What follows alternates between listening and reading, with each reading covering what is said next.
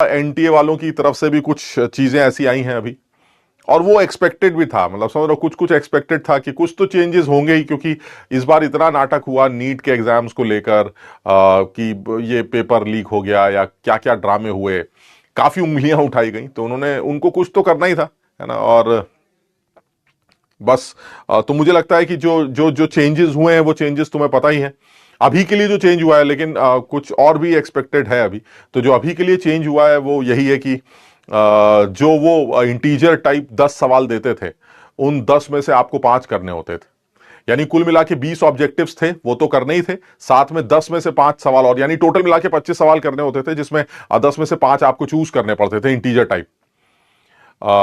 अब ऐसे में हाँ, जैसे अब प्रतीक कह रहा है कि सर नीट वालों का बदला वो हमसे ले रहा है, तो अब देखो मैं इसमें थोड़ा सा तुम्हारे सामने 2 मिनट की बात करूंगा इसको लेकर, क्योंकि क्योंकि जरूरी है कि तुम लोग को ये समझाया जाए, है ना। अब बाकी यही है कि अब तुम इसको जैसा समझना चाहो, जैसा समझना चाहो वैसे समझ सकते हो, क्योंकि जनरली हमारी भी आदत थी और बच्चों की आदत होती है कि वो अपनी कमियां ब्लेम में कन्वर्ट कर देते हैं, मतलब दूसरों को ब्लेम देते हैं, अपनी कमियों को छुपा लेते हैं, ना। तो ये बच्चों की आदत है। तुम भी इस चीज का ब्लेम लगा सकते हो कि भाई ऐसा है, हमारे नंबर इसलिए खराब आए, या हमारा सिलेक्शन इसलिए नहीं हुआ क्योंकि एनटी ने लास्ट में अपना पैटर्न चेंज कर दिया। जो भी तुम्हें बोलना है बोल सकते हो, तुम्हें जैसे भी करना है कर सकते हो, बट मैं तुम्हें तुम्हारे फायदे की बात बताऊं, और ये जनरली मैं अपने एक्सपीरियंस से बता रहा हूं। जेई ने एनटीए वालों ने जिस टाइम पर ये 10 में से 5 ऑप्शंस दिए थे, या ये वाला जो पैटर्न लगाया था, ये आज सच मुझे तब भी समझ में ये नहीं आया था कि ये बच्चों की भलाई के लिए कैसे। लेकिन क्योंकि सारे लोग ये बोल रहे थे इसमें बच्चों की भलाई है, तो मुझे लगा कि यार फिर होती होगी। बच्चे भी खुद बोल रहे थे कि सर इसमें हमारी भलाई है, कि 10 में से 5 सवाल करेंगे सर, 10 में से 5 तो मिल ही जाएंगे करने लायक, और मैं 10 में से 5 सवाल करके अपना काम चला लूंगा सर। तो मुझे उस टाइम पर भी लगता था यार कैसे बच्चे हैं यार, मुझे समझ में नहीं आ रहा है 10 में से 5 सवाल। अगर मैं कहता हूं कि तुम्हें चॉइस नहीं दी जाए, है ना, तो अगर अगर चॉइस ना दी जाए तो फिर ऐसा नहीं है कि सिर्फ तुम्हें मना कर रहा है, किसी को भी नहीं मिलेगी ना। तो चॉइस अगर नहीं दी जा रही है तो किसी को नहीं दी जा रही, लेकिन अगर चॉइस दी गई तो सबको दी गई। अब ऐसे में बच्चों को ये अच्छा लगा कि सर ऐसा है 10 सवाल आएंगे, 10 में से 5 तो कम से कम मतलब के होंगे, तो 5 तो कर ही लेंगे। यार मुझे एक बात समझ में नहीं आती कि 10 सवाल, पहली बात जिस लेवल पर वो पूछता है वो सारे लेवल एक जैसे थे। यानी ऐसा नहीं है कि 10 में से 5 सवाल मुश्किल थे, 5 आसान थे, 10 में से 10 सवाल एक ही लेवल के थे, और वो सब एक बेसिक लेवल था। ऐसा नहीं कि कि बहुत बहुत अलग लेवल हो या कुछ कमाल का लेवल हो, ऐसा नहीं था। एक सिंपल लेवल के सवाल देता है वो। और तुम्हें पता ही है, मैं अपने मन से नहीं बोल रहा हूं, तुम्हें पता है, जिसने थोड़ी बहुत पढ़ाई की है उसको इस चीज का आइडिया है कि मैं अपने हिसाब से नहीं बोल रहा हूं, ये ऐसा है। तो वो 10 में से 10 सवाल ऑलमोस्ट एक ही लेवल के होते थे। अब मुझे ये बात समझ में नहीं आती कि 10 में से 10 सवाल जब एक ही लेवल के हैं, तो तुम्हें अगर 5 चूज करने हैं तो इसका मतलब तुम्हें 5 आते हैं। अब अगर 5 आते हैं तो तुम्हें 10 भी आते हैं।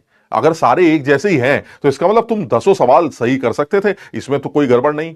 इसमें सिर्फ एक गड़बड़ यह है कि अगर 10 सवालों में से 5 मुश्किल और 5 आसान होते तो बात समझ में आती है कि आपने एक सवाल पढ़ा और आपको लगा ये मेरे बस का नहीं है, आपने छोड़ दिया, फिर दूसरा करा, दूसरा आप कर सकते हैं, तो आपने 10 में से 5 सवाल चूज किए और अपने पूरे नंबर ले लिए, बहुत अच्छा है। लेकिन अगर 10 एक जैसे, तो उसमें दिक्कत क्या है? पहले सवाल को पढ़ के क्या लगेगा, कर तो सकते हैं। दूसरे को क्या लगेगा, अरे यार ये तो किया हुआ था यार, कर सकते हैं कर सकते हैं। तीसरे को पढ़ के क्या लगेगा, अब यार ये तो वो वाला है, ये तो वो वाला है यार, ये सर ने कराया था सर। चौथे को पढ़ के क्या लगेगा, अरे यार क्या फॉर्मूला लगता है, वो सिंपल वाला फॉर्मूला लगा के आंसर आ जाएगा। आपको हर सवाल पढ़ने के बाद यही लगेगा कि आप कर सकते हैं। तो आपके लिए मुसीबत ये थी कि उन 10 में से 5 सवाल चूज करने में आप अपना टाइम बहुत बर्बाद करते थे।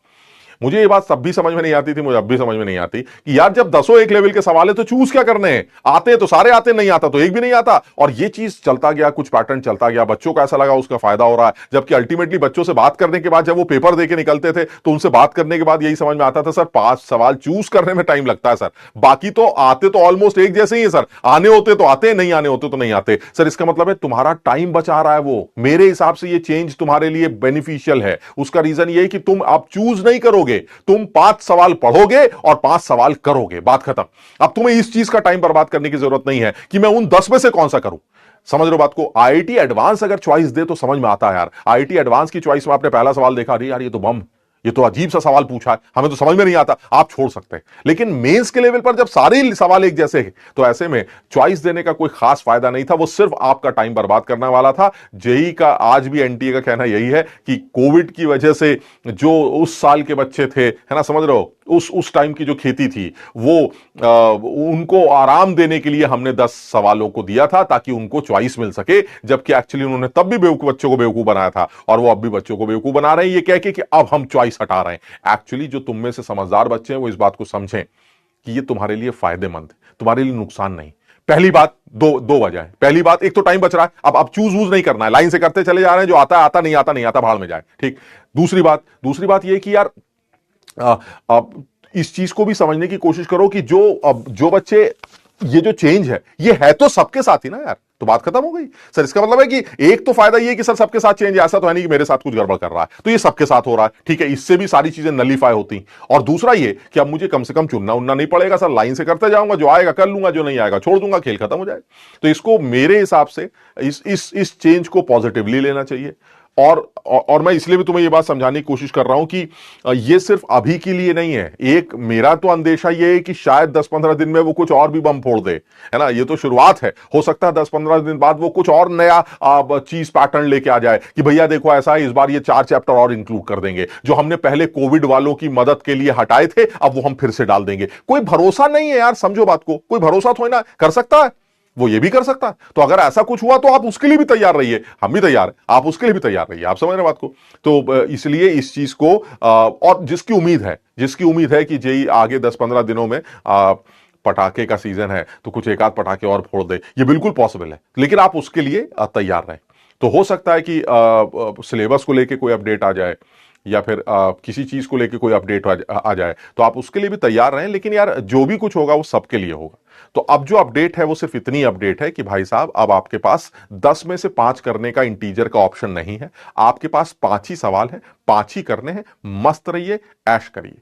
आप समझ रहे बात को। तो बड़ा अच्छा क्या है, पहले भी 10 में से 5 करते थे, 5 में जो आते थे वही सही होते थे, आज भी 5 में से 5 करने हैं, जो आते हैं वही सही होंगे। ना पहले कुछ फर्क पड़ता था ना अब कुछ, बल्कि अब शायद ज्यादा फायदा है कि कम से कम 10 में से 5 को चूज करना नहीं पड़ेगा। अब जो होगा वो तुम्हारे सामने होगा, जो करना होगा करोगे, जो छोड़ना होगा वो छोड़ो।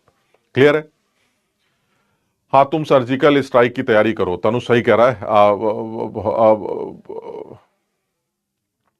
ठीक है ना। तो अब अपने हिसाब से जैसे तुम तैयारी कर रहे हो, अपने हिसाब से जो तैयारी कर रहे हो उसी हिसाब से तैयारी करते रहो। और कोई भी झंझट जो है मत रखो दिमाग में, कोई भी उलझन मत रखो, क्योंकि ये वो टाइम है जिस टाइम पर डिस्ट्रैक्शंस इस तरह के आएंगे, आप अननेसेसरी परेशान ना हो। भाई बड़ी सीधी सी बात है, कुछ भी कर लो, सवालों के उत्तर ही तो देने हैं, सवालों के आंसर्स ही तो देने हैं, और सवालों के आंसर्स तभी तो दे पाओगे जब पढ़ के आओगे।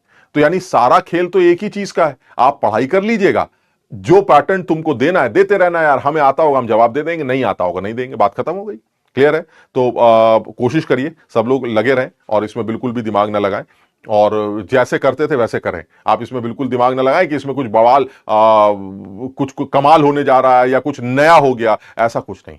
ठीक है ना, समझ में आया। और कट ऑफ वट ऑफ को लेके अभी कुछ चक्कर में मत पड़ो, कहीं किसी को कुछ नहीं पता है, आप बेकार की बातें मत करें, बिल्कुल दिमाग न लगाएं क्या कट ऑफ, क्या परसेंटाइल जाएगी, इससे क्या फर्क पड़ जाएगा, इससे कुछ फर्क नहीं पड़ेगा। आप अपने हिसाब से अपना काम करेंगे, आपको सिर्फ इतना ही काम करना है। आप पढ़ाई कर रहे हैं, लगे रहिए, बल्कि मैं तो ये कहता हूं कि आप चक्कर में ही मत पड़िए, आप इसी खेल में लगे रहिए कि कुछ लोग शायद ज्यादा डिस्ट्रैक्ट हो जाएंगे, कुछ लोग शायद ज्यादा परेशान हो जाएंगे, शायद इस वजह से कहीं ऐसा ना हो कि थोड़ा सा फर्क पड़े।